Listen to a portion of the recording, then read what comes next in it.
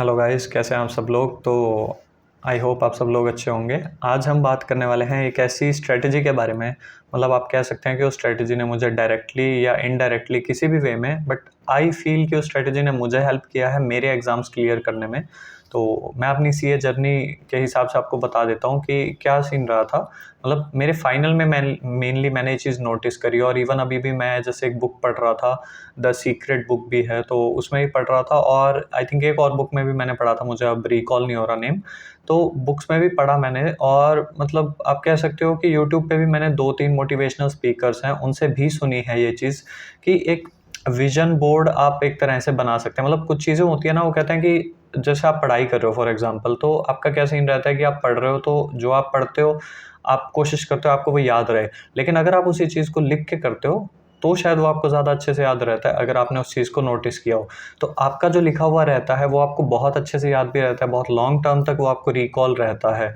तो उसी वे में मुझे लगता है कि ये जो विज़न बोर्ड की स्ट्रेटजी होती है ये भी बहुत वर्क करती है। और एक्चुअली इसमें होता क्या है कि विज़न बोर्ड बना लो, या आपको मतलब मैं कैसे बताऊँ, मैं आपको एक एग्जांपल देता हूँ अपने ही सीए जर्नी का। तो क्या हुआ था कि अभी सीए फाइनल के एग्ज़ाम्स थे, और मेरा अटेम्प्ट जो था मतलब जो लॉकडाउन लगा था उससे जस्ट पहले मेरे 1-2 अटेम्प्ट निकल गए थे। तो उसमें मेरा क्लियर नहीं हुआ था, मेरे 190s में मार्क्स थे। बट उसके बाद जैसे ऐसे होता है ना कि वो 1 साल का पीरियड मिनिमम लॉकडाउन का था, तो करीब जाकर आप कह सकते हो 1.5 साल बाद अटेम्प्ट पड़ा। तो 1 डेढ़ साल बाद जब वो अटेम्प्ट आया ना, तो उसके लिए मैं प्रिपेयर कर रहा था, और उस टाइम हम ना काफ़ी डिमोटिवेटेड भी हो जाते हैं कि ऑलरेडी मतलब अभी हमारा एक आधा अटेम्प्ट लग गया है, ऊपर से फिर वो लॉकडाउन लग गया था। तो उस टाइम पे मुझे याद नहीं एग्जैक्टली कि मैंने उस टाइम पे कहाँ से वो चीज़ देखी थी, बट अब मैं उसे लिंक कर पा रहा था। तो मैंने एक स्ट्रेटेजी बनाई कि मैं क्या करता हूँ, अपना मतलब जैसे फ़ोन का आपका वॉलपेपर होता है, आप कोई ऐसी चीज़ है जिसे आप रोज़ देखो, और मतलब आपको वहाँ से कहते हैं ना कि आप अपना कोई टारगेट लिख के रखो, और आपको याद रहना चाहिए कि वो आपको कंप्लीट करना है। मतलब आपका माइंड जब भी इधर-उधर डिस्ट्रैक्ट हो, तो आपको पता चले कि नहीं, एक आपका टारगेट है, उसे तो आपको ज़रूर फुलफ़िल करना है। तो इन द सेम वे मैंने क्या स्ट्रेटेजी अप्लाई करी थी कि जब मेरा सीए फाइनल का फर्स्ट ग्रुप था, तो उस टाइम पे मैंने आपको बताया कि लॉकडाउन से पहले तो क्लियर नहीं हुआ 1-2 अटेम्प्ट में। लॉकडाउन के बाद मतलब लॉकडाउन उस टाइम पे चल रहा था, तो मैंने क्या करना स्टार्ट किया था कि ना अपने फ़ोन में एक वॉलपेपर लगा लिया था। मतलब जो जैसे होता है ना, फ़ोन की एक लॉक स्क्रीन वॉलपेपर होता है और एक होम स्क्रीन, मतलब कि फ़ोन ऑन करने के बाद जो वॉलपेपर आता है अंदर, तो मैंने वो वॉलपेपर लगा लिया था। और उसमें मैंने क्या लगाया था कि मैंने ना अपने मार्क्स लिख के रख लिए थे। मतलब जैसे ग्रुप 1 में आपके 4 सब्जेक्ट्स हैं, तो मैंने लिख के रख लिया कि हाँ, मेरे एफआर में एग्जामेशन आ जाएगी, 70 मार्क्स आ सकते हैं, मेरे एसएफएम में इतने आ जाएंगे, इसमें भी एग्जामेशन आ जाएगी, और उसके बाद लॉ में भी इतने मार्क्स आ जाएंगे, ऑडिट में मैं पास हो जाऊंगा। तो जैसे मुझे अपना प्रीवियस उसका पता था कि मैं किस तरह से, मतलब मेरी कहाँ पे कमी रह रही है, मतलब जो भी आप सर्कमस्टांसेस कह लो। तो अल्टीमेटली क्या हुआ कि मैंने ना एक विजन बोर्ड आप कह सकते हो उस चीज़ को, मैंने वो बना के रख लिया। तो जब भी मैं जैसे फ़ोन में खोलता था, या मैं पढ़ाई कर रहा होता था, या फिर मैं किसी से बात भी कर रहा हूँ, या मतलब अपना कभी टाइम वेस्ट कर रहा हूँ, तो अगर मैं फ़ोन की स्क्रीन को जैसे ही बंद करता था ना, तो मतलब मेरे को वो चीज़ पता लग जाती थी। बंद करना इन द सेंस कि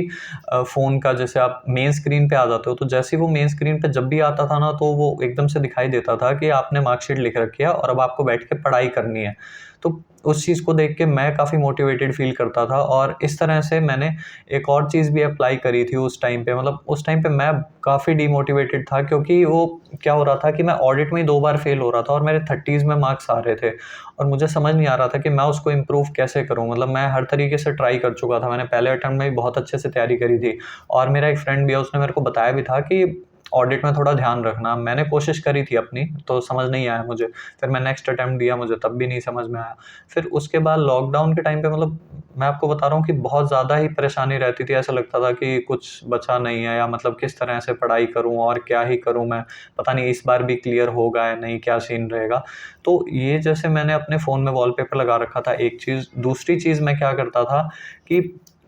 एक आई थिंक आपके सीए रवि अग्रवाल हैं, वो उनका टेलीग्राम पे चैनल है, तो उन्होंने ना वहाँ पे 2-3 मोटिवेशनल सॉन्ग्स भी डाल रखे हैं कि for example I think like लक्ष्य को हर हाल में पाना है, समथिंग ऐसे करके। और एक आधा और भी है, वो सीए से रिलेटेड ही है कि हाँ, मुझे सीए बनना है, मेरी फैमिली ने इतना सपोर्ट किया, और समथिंग मतलब एक इमोशनल टाइप का उसमें वो सॉन्ग हैं। ऐसे 1-2 सॉन्ग्स उन्होंने डाल रखे हैं जिनसे कि मतलब आपको काफ़ी मोटिवेशन मिलती है। तो मैं क्या करता था कि मुझे वैसे मैं काफ़ी डिमोटिवेटेड फ़ील कर रहा था, बट मैंने कुछ चीज़ें ऐसी करी थी। जैसे एक तो ये विज़न बोर्ड वाली स्ट्रैटेजी मैंने अप्लाई करी कि मैंने फ़ोन में ही लगा लिया था, और दूसरा क्या होता था कि रात को सोते टाइम या सुबह उठते ही मतलब मैं मॉर्निंग में 1-2 बार वो मोटिवेशनल सॉन्ग्स थोड़े सुन लेता था सीए जर्नी से रिलेटेड, जो मैंने आपको बताया कि सीए रवि अग्रवाल हैं, उनके टेलीग्राम चैनल से मैंने डाउनलोड कर लिए थे, तो मैं उन चीज़ों को सुन लेता था। मुझे मतलब लगता है कि वो चीज़ें ना आपको बैक ऑफ द माइंड आपके बार-बार चीज़ें चलती रहती है ना कि हाँ, आपको सीए करनी है, आपको क्लियर करना है, तो मुझे लगता है कि वो बहुत इफ़ेक्टिव रहता है और आपको खुद को भी नहीं पता चलेगा कि आपको लगेगा शायद आपका क्लियर नहीं होगा या आपके अच्छे पेपर नहीं गए,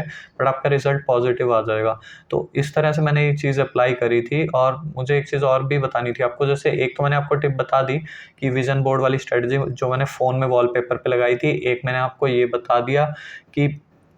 आपको ये ऐसे सुनना है मोटिवेशनल, और उसके अलावा एक और चीज़ थी, मुझे अभी क्लिक नहीं कर रही, मुझे याद आएगी मैं आपको फिर बताऊँगा। तो इस तरह से मतलब मेरा सारा फ़ोकस यहीं पे रहता था कि मुझे कैसे करना है। जैसे मैंने फ़ोन में मार्कशीट लगा रखी थी, तो बहुत बार मैं उसे देखता था, तो मुझे लगता था मार्क्स तो ऐसे ही लेकर आने हैं। मतलब ऐसा नहीं कि आप कुछ भी अंधाधुंध बना लो या कुछ भी सोच के उसमें लिख दो, तो उसको थोड़ा-सा प्रैक्टिकली भी लिखो कि अपने हिसाब से कि हाँ, तुम इस पेपर में अच्छा कर रहे हो, इसमें तुम्हारी एग्ज़म्पशन आ सकती है, इसमें इतने मार्क्स आ सकते हैं, बट अल्टीमेटली तुम्हारा उसमें पास का टोटल होना चाहिए। तो मेरे उसमें 200-210 के अराउंड मार्क्स थे जो मैंने बनाया था, और जब मैं पास हुआ तो मेरे आई थिंक उससे ऊपर ही मार्क्स थे, अच्छे मार्क्स थे। तो मैं आपको वही बताना चाह रहा हूँ कि वो जो चीज़ मैंने बना रखी थी ना, वो सारा दिन बंदा फ़ोन तो चलाता ही है, हम पढ़ रहे होते हैं तो भी हम यूट्यूब पे वीडियोज़ देखते हैं, लेकिन फिर जैसे ही हम वीडियोज़ को बंद करते हैं, फिर हमें वो अपनी मार्कशीट दिख जाती है कि हमें इस बार तो पास होना ही है, कैसे भी करके, बाय हुक और बाय क्रुक, हम चाहे कैसे भी पढ़ें, कितना भी पढ़ें, कितनी मेहनत करें,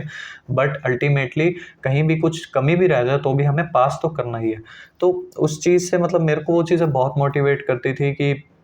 मैं मतलब उनको सुनता रहता था, मतलब जो टीचर की मैंने बताई सीए रवि अग्रवाल सर की ऑडियोज़ जो थी, वो मैं सुनता रहता था बार-बार सीए से रिलेटेड, तो उससे काफ़ी मोटिवेशन मिलती थी। और मैं उसके अलावा विज़न बोर्ड तो दिन में बहुत बार दिख जाता है क्योंकि हम फ़ोन चला रहे होते हैं। तो मतलब ये सारी चीज़ें मुझे लगता है कहीं न कहीं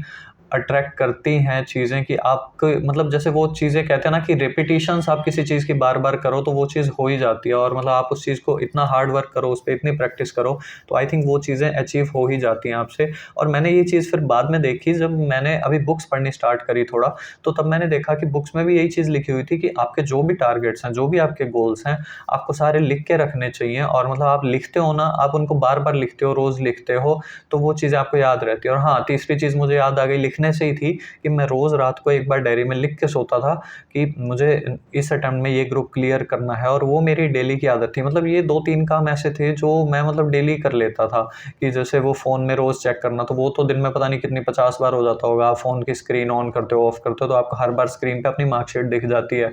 फिर उसके बाद आप वो ऑडियो भी सुन रहे हो सुबह। मैं जनरली आई थिंक मुझे याद है मैं सुबह ऑडियो सुनता था, और मैंने फिक्स कर लिया था कि सुबह ऑडियो सुननी है और शाम को डायरी में एक लाइन लिख के बस एक लाइन लिख देनी है कि नहीं, इस अटेम्प्ट में मेरा क्लियर होगा, मैं अपनी मेहनत कर रहा हूँ और मैं 100% दूँगा। कुछ ऐसा भी नहीं था कि मैंने तैयारी कुछ बहुत ही अच्छी करी हो, बट हाँ, ऑब्वियसली हर बार आप तैयारी करते हैं तो as per the learning curve you also know कि हर नेक्स्ट टाइम पे रिजल्ट्स बेटर होते हैं और आपको टाइम कम लगता है चीज़ों को, तो वो चीज़ थी ऑब्वियसली। लेकिन ये नहीं था कि मैंने कुछ अनएक्सपेक्टेड किया हो अपनी तैयारी में। मैंने वही नॉर्मल प्रोसीजर्स रखे, बस उन्हीं चीज़ों को बार-बार किया और एक पॉज़िटिविटी के साथ किया कि चलो कोई बात नहीं, अब एक साल हमारा लॉकडाउन में निकल गया, उससे पहले भी जो 1-2 अटेम्प्ट लगे मैं बहुत कम नंबर से रहा, तो उस चीज़ को कैसे अब पूरा करना है। तो मतलब ये इस तरह से मैं आपको बताना चाहता हूँ कि कुछ चीज़ें होती हैं ऐसी कि आप अगर लिख के रखें, आई थिंक ये लॉ ऑफ अट्रैक्शन ही आप इसको कह सकते हैं, बट मैंने ये काफ़ी लोगों से सुना भी है यूट्यूब से, इवन संदीप माहेश्वरी सर भी ये बताते हैं, एक सोनू शर्मा है, वो भी यही बताते हैं, वो भी मोटिवेशनल स्पीकर हैं,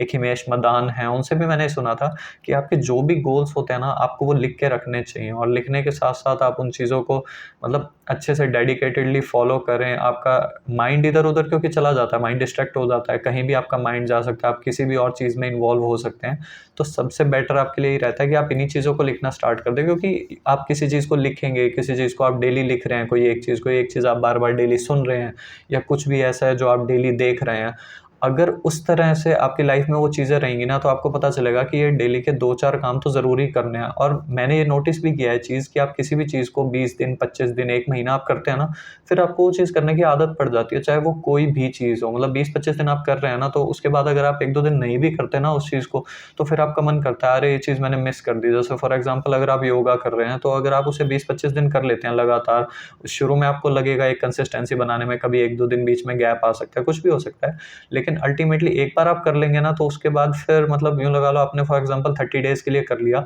उसके बाद जब आप अगर 1-2 दिन स्किप करेंगे ना, तो फिर भी आपको नेक्स्ट डे चीज़ याद रहेगी कि अरे! कल मैंने स्किप करा था लेकिन मुझे आज करना है, तो ये चीज़ मुझे डेली करनी है। तो इस तरह से मैं आपको बस यही बताना चाहता हूँ कि आई थिंक ये एक सीक्रेट ही है एक तरह का। और हाँ, मैं आपको बताता हूँ कि एक्चुअली हुआ क्या,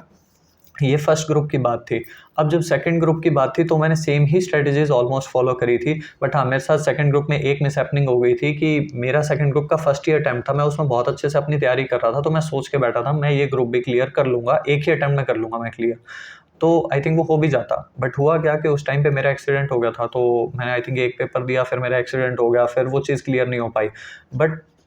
अब मुझे याद नहीं एग्ज़ैक्टली कि मैंने वो चीज़ उस टाइम पे लिखी थी या मतलब वही सेम स्ट्रैटेजीज़ मैं शायद फ़ॉलो नहीं कर रहा था। लेकिन मैंने जब मेरा एक्सीडेंट हुआ, मैंने उसके बाद वो चीज़ें दोबारा फ़ॉलो करनी स्टार्ट करी थी। ये तो मुझे पक्का याद है, क्योंकि जब मैं पेपर देने जब नेक्स्ट टाइम जा रहा था, तो फिर मैंने वो चीज़ें बहुत अच्छे से फ़ॉलो करी। मतलब ग्रुप 1 में तो जो अटेम्प्ट लगे वो लगे पहले, 2-3 अटेम्प्ट आई थिंक 2 अटेम्प्ट लगे थे, थर्ड अटेम्प्ट जो मेरा उसके बाद हुआ था लॉकडाउन के बाद, उसमें मैंने क्लियर कर लिया था। और ग्रुप 2 मेरा आप कह सकते हैं कि एक ही अटेम्प्ट में हो गया, क्योंकि जिस अटेम्प्ट में मैं देने जा रहा था उसमें एक्सीडेंट हुआ। और इवन मुझे याद है कि उसके बाद मैं लिखता भी था, उन चीज़ों को फिर से लिखने लगा, क्योंकि मुझे याद आया कि ग्रुप 1 में भी वो सब चीज़ें मैंने लिखी थी या कुछ सुनता था मैं डेली। हालाँकि मैंने तीनों चीज़ें तो शायद नहीं फ़ॉलो करी, अब मुझे एग्ज़ैक्टली याद नहीं, बट हाँ, 3 में से 2 चीज़ें तो थी आई थिंक, क्योंकि फ़ोन में वॉलपेपर जो था वो मैंने चेंज करके ग्रुप 2 का नया लगा लिया था। और जहाँ तक बात रही सुनने की, हाँ, तो मैं सुनता था, लिखने का मुझे याद नहीं डायरी में, अभी रिकॉल नहीं हो पा रहा कि मैंने ग्रुप 2 के लिए भी लिखा है नहीं, पर ग्रुप 1 के टाइम पे मैंने बहुत लिखा था। मतलब मैं आपको बता रहा हूँ कि मुझे असली खुशी तो शायद ग्रुप 1 क्लियर करने पे ज़्यादा हुई थी। इतना आई थिंक सीए बनने पे भी वो